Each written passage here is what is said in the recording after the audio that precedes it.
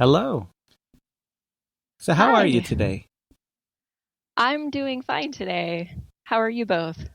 Doing well. I'm really, really tired. This weekend's killed me. I was a little tired today, too.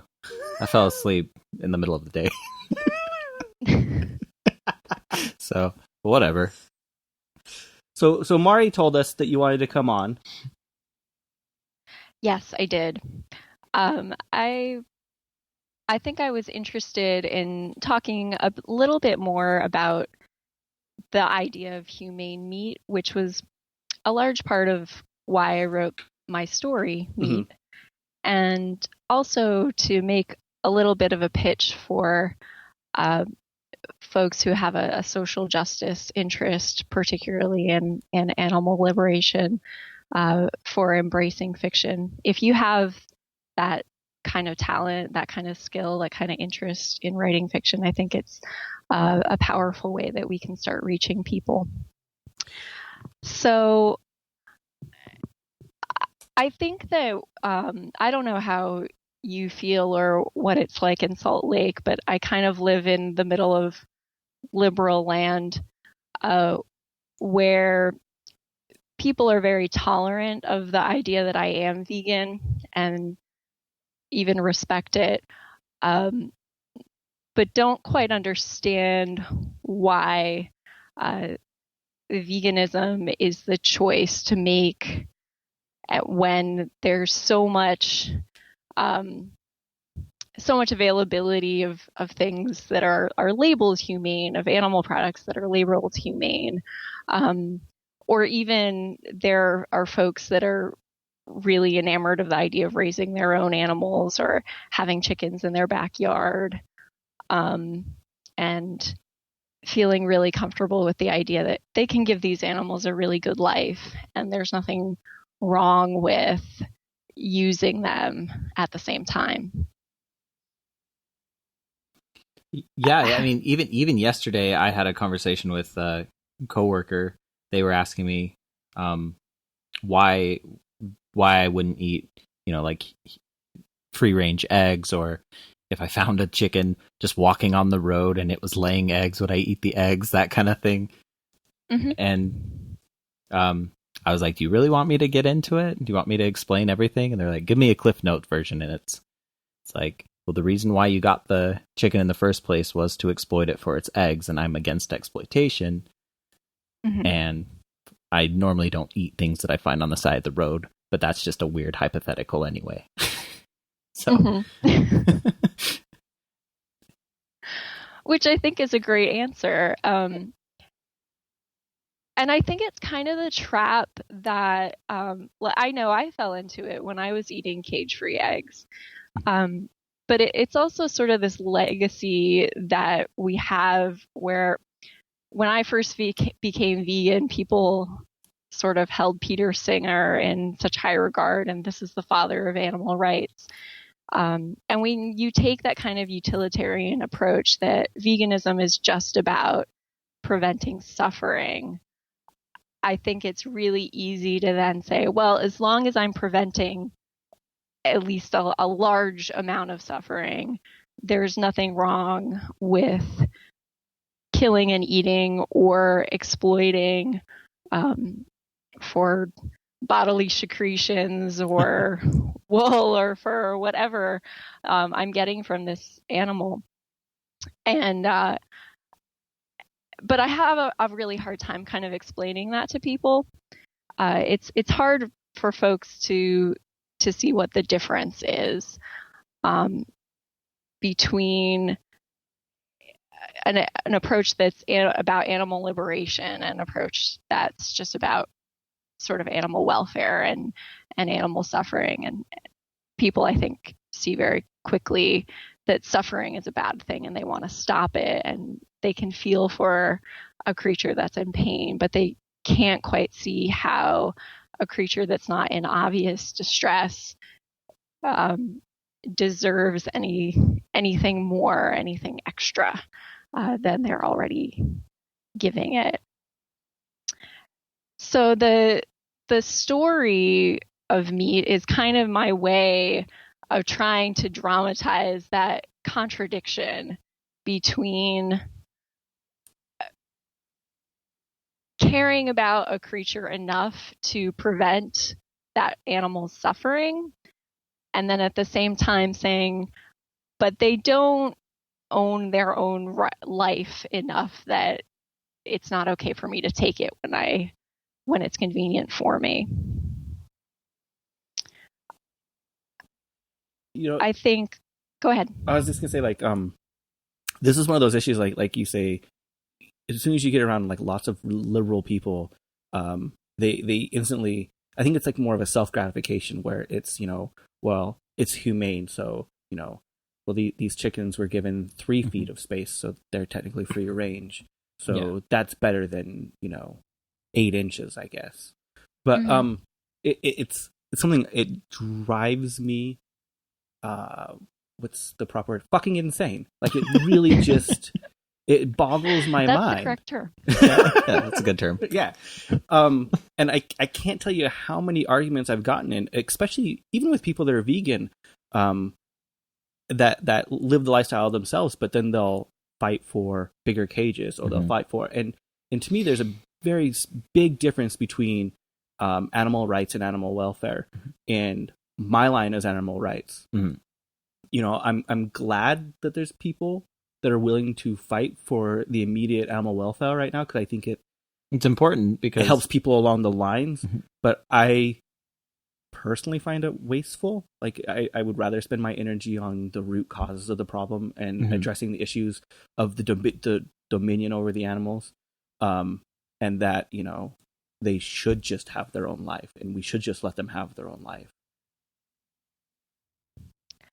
Right. And then it becomes this weird moral problem, I think, of like, how would you then explain to a child or someone who has no experience of this strange dichotomy we have in our relationship with animals, where we care about them enough to say, no, they shouldn't be in pain and their lives matter, but not that much. They're still ours to use. They're a member of the family until we want to eat them, and that's okay. I can't, for me, I've had pets and companion animals, and even gone through with members of my family where we put someone on comfort care or gone through a euthanasia situation. And I can't imagine then saying, well, they had a good death and we kept them as comfortable as we possibly could. Now it would be okay for us to roast them and eat them for dinner. It just sounds absurd. Right. Yeah. But it's hard for people to connect with that. And if you just say it to someone, they think that you are crazy. But if you can take them through a story where they come in kind of on the ground floor and then go along with you and then reach an ending with you, I think it's a little easier for them to connect with. I think like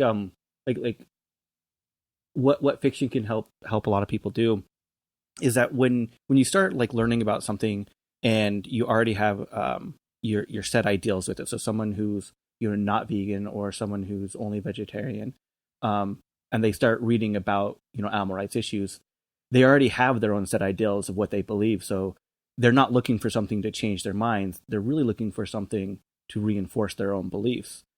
And so they already go in things like in a combative way, and try to say things like, well, that's not the normal way. That must be the exception, things like that. Or at least they're humanely killed. But I think what fiction can do is it kind of puts people's guards down, and it allows them to connect on the story on a different level. And then it's like a sucker punch almost, like, oh yeah, there's also this message in there. Right. I mean, I think human beings, as long as we've been telling stories that talk about what's happening and what's important to us now.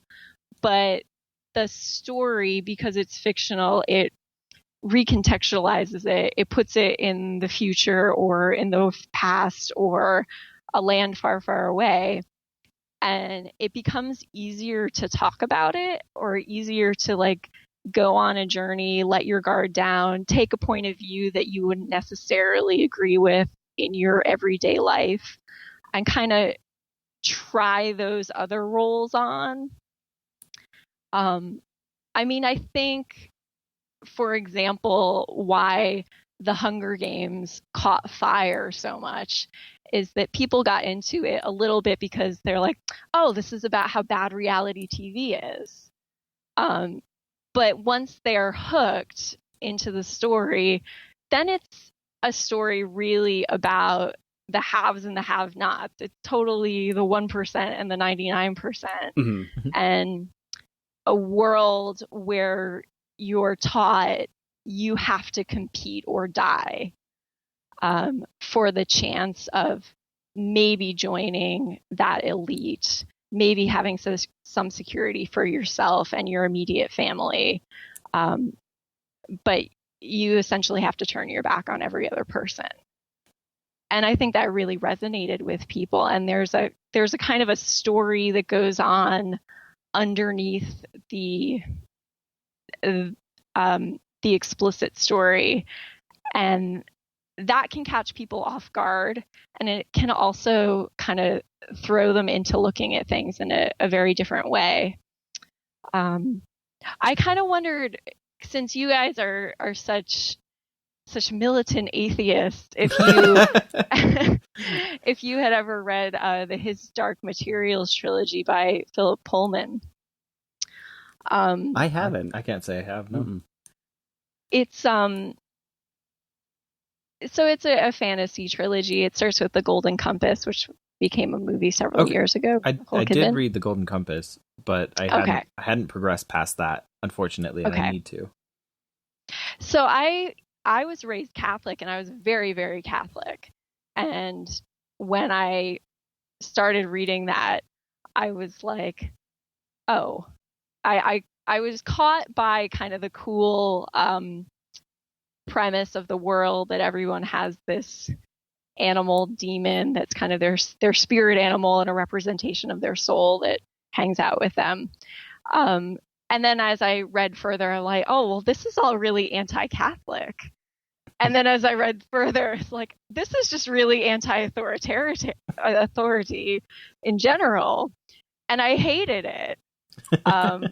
Because he wrote it really well, and it was, the characters were really sympathetic. But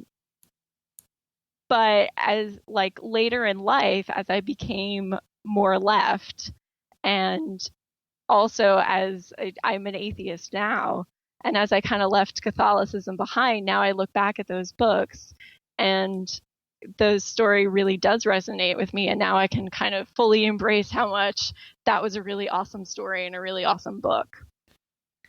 And I'm bummed that the film adaptation that they kind of called it quits on that, because usually film reaches a wider audience, unfortunately, but yeah, they called it quits on that because of all the protests from Christian media and all that other stuff.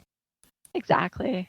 Well, even like that in itself, I think, is a testament to how powerful literature is. That they're worried about it. So what's funny to me is that atheists are the most hated group in America,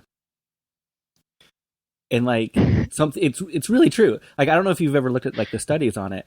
Like, a far right person would rather vote for someone who is gay than an atheist for president. Yeah. You know, like, atheists in general are like one of the most hated groups in America. But which is funny because it's just a lack of belief. Exactly. I don't know. I don't know where I was going with that. It just reminded me of that, like, we're all just in a very hated group, and then we're vegan on top of that, which is just the worst. Exactly. Don't throw anarchy into the mix. It's true. Well, something that always irritated me about like humane meat is the fact that people claim it's sustainable, And with our current consumption of meat right now, there's a reason for factory farms, and it's because we can't have sustainable, in quote, meat without doing it the way that we do it. Well, it's very elitist also. There's no way of feeding everyone with quote unquote humane, animal products in a affordable fashion, that every level of class could afford. Well, just the land use would make it impossible. Although I've heard it argued the other way too, like organic farmers arguing that there's no way to get enough calories for everybody in the world without having some animal products. That's because I mean, I think the math on that is just false. I'd argue that premise, but I think the I have the same kind of problem with the local only aspect of things. Like if you go local only and be like, oh, I only eat food within 3 miles of my home. Well, you go into inner cities and there is no food grown within 3 miles of their home. So what the fuck are they supposed to do? Sure. Yeah, I think that's a big problem. That a lot of like kind of middle class vegans don't realize is just that, there's a lot of places in the city where most people don't have a grocery store. Food deserts are abundant. Right. And it's sad. That's I don't know if you've heard of the Food Empowerment Project. I don't know them, no. We had Lauren Ornelas on talking about it. I'm stumbling over my words here, but that's one of the things that they fight on is food deserts, but they're also an animal rights organization. So they want, sustainable solutions to the problem that don't focus on animal products at all. Where are they from? I think they're outside of California. I think Lauren just did a TED Talk, a couple months ago on it too. Okay. Yeah. Yeah, they focus on also workers' rights. A lot of worker rights. Labor issues, chocolate and slavery in the chocolate industry, and then veganism on top of it all. Because that's obviously they're all hand in hand important issues. Yeah, it's one of the few organizations I know that kind of tackle a lot of the major problems with food distribution and consumption on an all-around basis. Right. That's excellent. Because that's another problem I run into is that the liberals who say, well, maybe you're not eating a steak, but the tomatoes you eat are picked by workers who are terribly exploited. And isn't it better to eat the steak than to eat those tomatoes? And that weird, like, kind of either or thinking and that's something that irritates me. It's because if those people actually cared about what they're talking about, then they wouldn't do it themselves because they're eating tomatoes with their steak. It's right. Like, if you're gonna preach it, at least practice it. Right. No one just eats steak; they're also eating tomatoes. Yeah. To be fair, I don't eat either of those things. I hate tomatoes. But that's definitely it. It's something that irritates me. It's like, why don't you focus on human rights more, or those things that people will try to say to make themselves feel better about the situation, yet they don't practice what they're preaching to you at that moment. Sure. So what's the solution?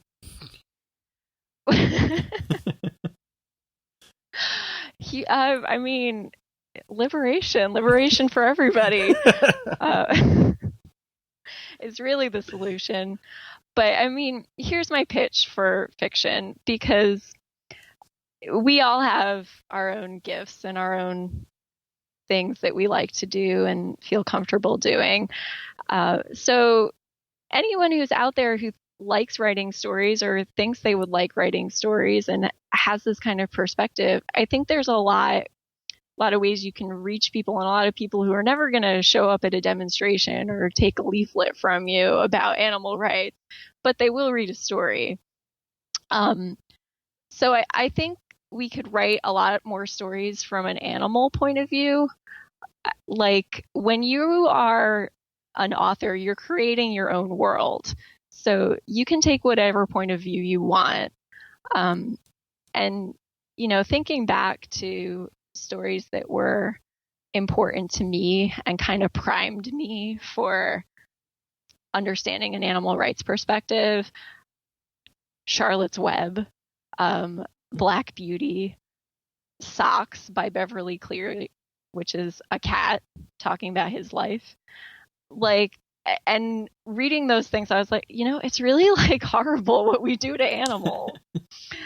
And I think that we could really update stuff like that, because those stories, the heroes are always like the nice human owners who finally adopt the animal and take care of them. But I think we could also write stories about the chimp in a lab and the protest group that finally breaks him out of his cage and what that feels like. What does it feel like to be a fish in a fish farm and be surrounded by your fellows and packed into this space, and to kind of feel in your fins that you should have more room and you should be in the ocean, the largest place in the universe, and have all that freedom. And I think we could take those things and it would hook people because it's unique and interesting. And then you hit them with the sucker punch of, yeah, that this is wrong. It is a human made situation that could be different. I mean, if people needed proof that fiction achieves our goals, I guess you could say, like the movie Babe, the James Cromwell, he actually became vegan after working on that movie, and now he's a super awesome animal rights activist. He got arrested last year doing animal rights. So yeah, I heard about that. That was awesome. I met him at a fur protest once in San Francisco. And it was all due to the movie Babe. Yeah. Right. You know, what's really funny is, so my daughter watched Earthlings all by herself because she wanted to watch it. And the same year she watched Charlotte's Web, but she couldn't watch Charlotte's Web all the way through because it was too scary for her. And she had to stop it and watch it in segments, but Earthlings wasn't. Like it connected with her on a totally different, like, emotional level. Mm-hmm.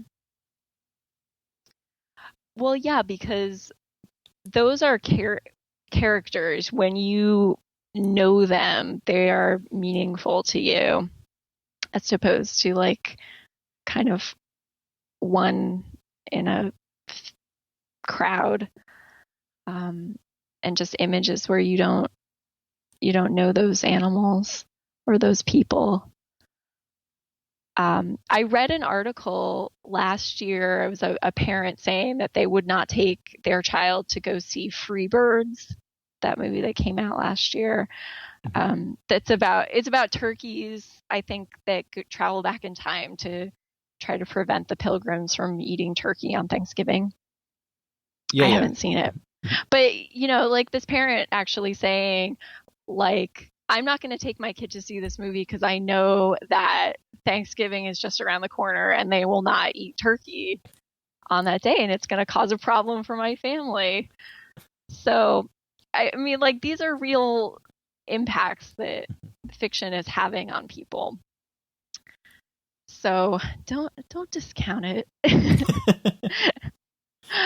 I mean, I think we could also like link human and animal oppression a lot better than we do.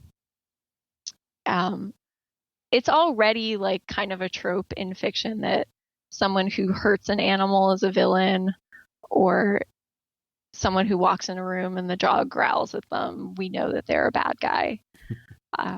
But I think that like we could do a lot more to show how the same systems that are oppressing humans are also oppressing animals and vice versa.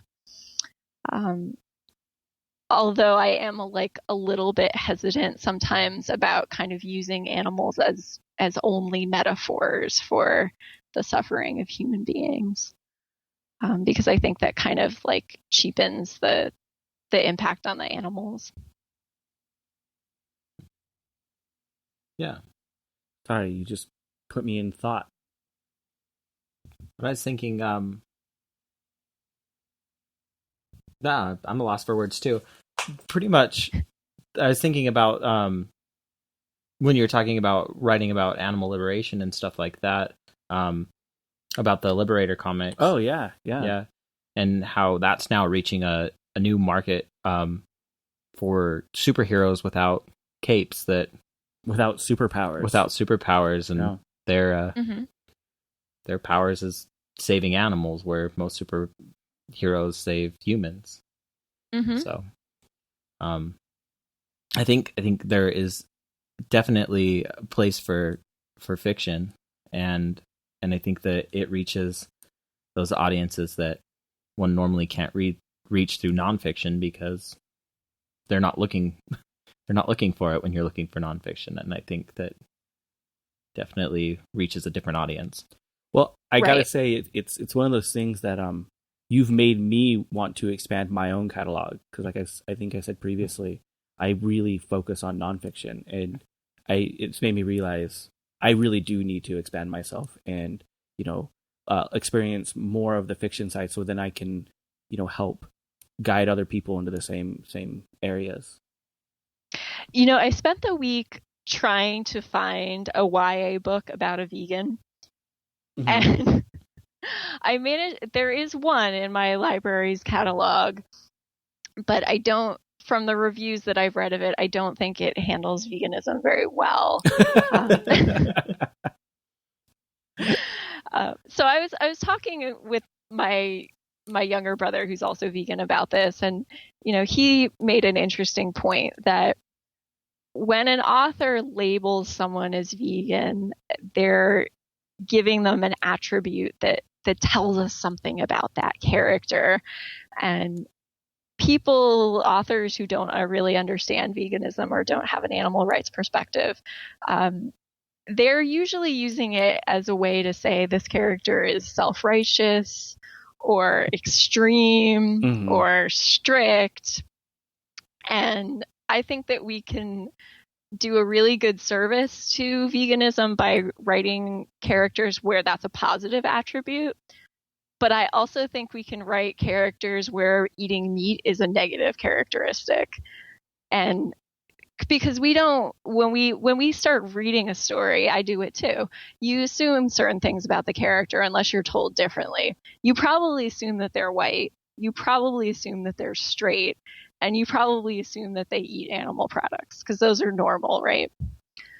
But if you deliberately say, this is Sue. Sue eats meat, you're telling the reader something about her, and you're telling her that that's a significant fact. And I think it would be awesome to write a story where all the characters go through their day in a really normal way, and there's no comment on the fact that everything they eat is vegan and everything they wear is vegan. And then you only label the character who's not vegan. Like that's the oddity in the story. Yeah. That's like interesting. This is the odd person out.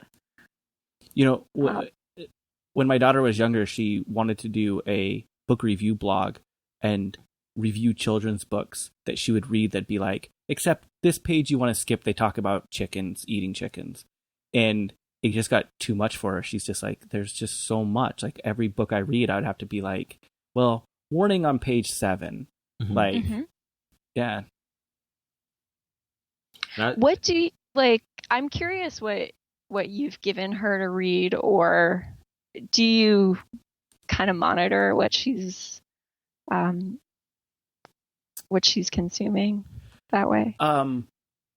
So sort of. We really let her explore herself. Like when we take her and she goes to the library, you can pick out pretty much whatever you want. Lately she's been really interested in science books, especially about space. She loves the new series Cosmos, so she's pushes that realm a lot. She really got into the Monster High series books that they had, but that's because one of the characters is vegan. The Frankie? Draculara. Oh, Draculara. Draculara is vegan. It's Dracula's daughter. But she doesn't drink blood. She doesn't drink blood because she's vegan. And so she really related to that. But no, we really don't monitor it too much because she reads way too much for me to monitor it. So, yeah. And I found it interesting that you were saying like where veganism is usually used as a bad thing for a character label. I would be interesting to see a book where it's used just as a significant characteristic about the person, but the book has nothing to do with animal rights or anything like that, and it just shows that the person's compassionate. That would be something interesting to see, where it plays out that person uses their compassion for something. So, I'd like to see that. Yeah, I completely agree. I think we could write a lot of genre fiction that's a mystery or a thriller or science fiction or fantasy, but the focus of the story is not on animals at all. But yeah, the hero just happens to be vegan, or not just happens to be vegan, but that is part of who they are. Yeah. That's interesting. I think there's a relatively large market for that. I'd agree. I think it's out there. Let's put our capitalist hats on and conquer this market. Young adult, let's start with that because we're not finding anything there. I kind of loved when J.K. Rowling had finished writing the Harry Potter series, and then she said, "Oh, by the way, Dumbledore is gay." Yeah. And, it's like, oh, okay, sweet. Oh, and then you kind of realize, like, oh yeah, that wouldn't make any difference to the story, and now there's millions of kids who have this great association. There's a really cool, funny, powerful character who happens to be gay with a kick-ass and beard. Then if only she'd said he's vegan, but yeah, next time.